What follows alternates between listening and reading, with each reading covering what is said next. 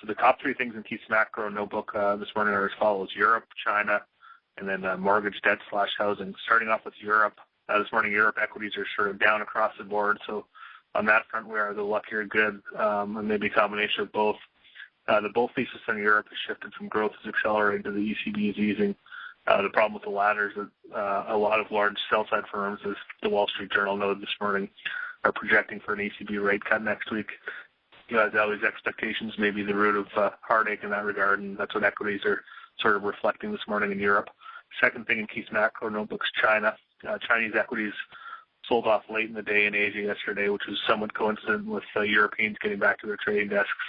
Not a whole lot of fundamental news is out supporting the sell-off, although Chinese industrial profits did come in at 13.5% in July, which at face value is a good number, but was a sequential decline versus the June number, which was up more than 17%. And then the last thing in Keith's macro notebook, mortgage debt / housing. This is something we've been pretty bearish on throughout the year. According to the Consumer Financial Protection Bureau in a recent study they did, where the results came out this morning, the share of Americans 65 or older with mortgage debt rose to 30% in 2011. This is a serious spike from 2001, where the number is 22%.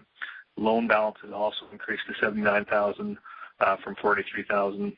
So in aggregate, what you have is this retirement age class seeing a meaningful increase in both mortgage debt on their house, and really the amount of outstanding debt. And what this means for the economy is that it's increasingly becoming contingent upon sort of what's happening with homes and the home prices. And those are the top three things in Keith's macro notebook this morning.